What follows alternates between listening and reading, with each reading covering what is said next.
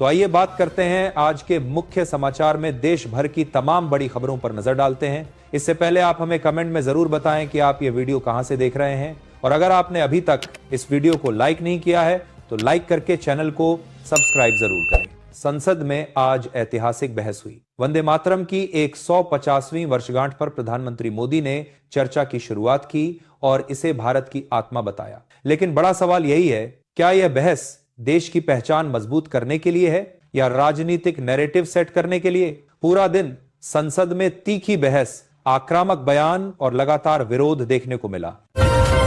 सांसदों का यह भी कहना था कि वंदे मातरम पर बहस भारत के आधुनिक राष्ट्रवाद का नया अध्याय लिखेगी। कुछ नेताओं ने इसे सांस्कृतिक पुनर्जागरण बताया तो कुछ ने कहा कि यह भारत की पहचान का पुनर्निर्माण है। लेकिन संसद के बाहर लोग पूछ रहे हैं, क्या यह बहस देश के व्यवहारिक मुद्दों को हल करेगी या सिर्फ राजनीतिक माहौल गर्म करेगी? आज संसद में राष्ट्रवाद पर तीखा टकराव देखने को मिला। सरकार ने विपक्ष को राष्ट्रवाद विरोधी कहा, जबकि विपक्ष ने पलटवार करते हुए कहा कि राष्ट्रवाद पर एकाधिकार किसी का नहीं। दोनों पक्षों के तेवर से साफ है कि चुनाव नजदीक हैं और राष्ट्रवाद सबसे बड़ा चुनावी मुद्दा बनने वाला है। संसद में माहौल लगातार गर्म रहा। चुनाव मध्य प्रदेश के सिवनी में एक ट्रेनिंग विमान हाई वोल्टेज बिजली की लाइनों से टकराकर क्रैश हो गया। पायलट घायल हुआ, लेकिन उसकी जान बच गई। यह किसी चमत्कार से कम नहीं। हादसे ने एक बार फिर भारत की एविएशन ट्रेनिंग व्यवस्था पर गंभीर सवाल खड़े कर दिए हैं। क्या हमारे प्रशिक्षण केंद्र आधुनिक उपकरणों और सुरक्षित हवाई मार्गों से लैस हैं? क्या सुरक्षा ऑडिट सिर्फ औपचारिकता बन चुके हैं? यह घटना बताती है कि भारत को अपनी एविएशन सुरक्षा को लेकर गंभीर और ईमानदार सुधार की जरूरत है।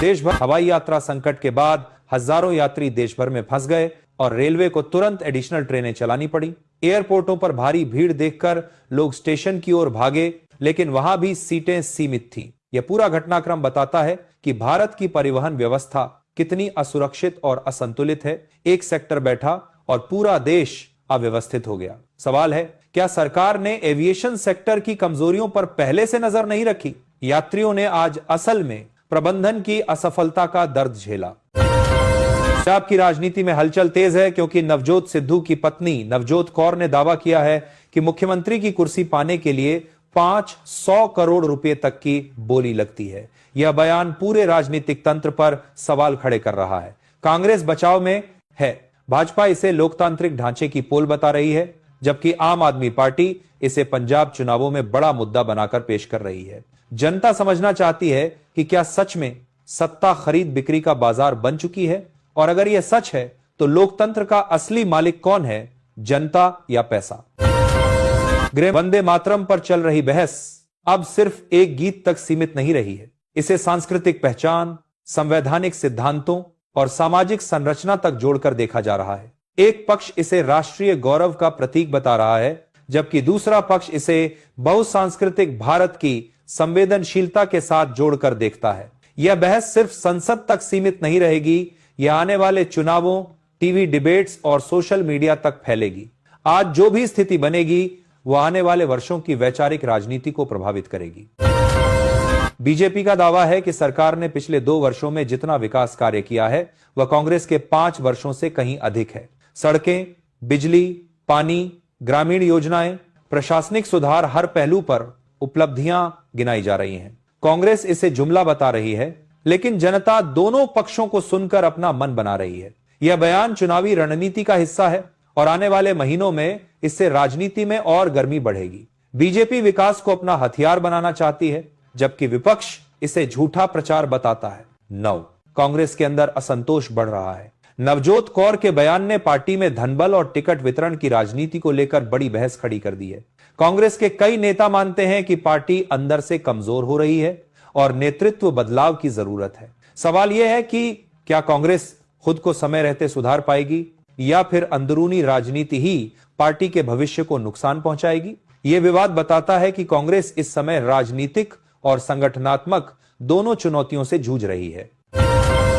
किस बाजार आज हल्की मजबूती के संकेत देता दिखा और गिरावट से परेशान छोटे निवेशकों को राहत की खबर मिली। मार्केट विशेषज्ञ सुमित बगड़िया ने 100 रुपये से कम कीमत वाले 3 स्टॉक्स को खरीदने की सलाह दी है, जिन्हें आने वाले दिनों में बेहतर रिटर्न देने वाला माना जा रहा है। यह सलाह उस समय आई है जब बाजार ग्लोबल अनिश्चितताओं और घरेलू आर्थिक उतार चढ़ाव से जूझ रहा है। निवेशक उम्मीद में है कि यह लो प्राइस स्ट्रेटेजी अगले कुछ महीनों में फायदेमंद साबित होगी, लेकिन जोखिम फिलहाल बना हुआ है।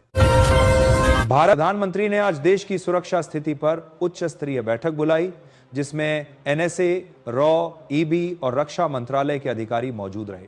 बैठक में चीन सीमा पर तनाव, पाकिस्तान की ड्रोन गतिविधियां और हिंद महासागर क्षेत्र में बढ़ते खतरों पर विस्तार से चर्चा हुई। प्रधानमंत्री ने सुरक्षा एजेंसियों को सतर्क रहने और जवाबी क्षमता को मजबूत बनाए रखने के निर्देश दिए। साइबर सुरक्षा, मिसाइल डिफेंस और ड्रोन तकनीक को अपग्रेड करने की योजना भी बैठक का हिस्सा रही।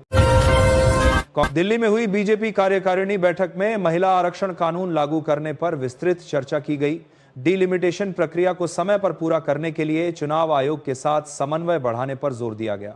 प्रधानमंत्री ने कहा कि महिलाओं की बढ़ती के बाद भागीदारी भारतीय लोकतंत्र को नई दिशा देगी। कई राज्यों ने महिला नेतृत्व प्रशिक्षण कार्यक्रम शुरू करने का सुझाव दिया और पार्टी देश भर में महिला सशक्तिकरण अभियान शुरू करने की तैयारी कर रही है। दिल्ली तमिलनाडु के मुख्यमंत्री ने पार्टी में बड़े पैमाने पर बदलावों की घोषणा की।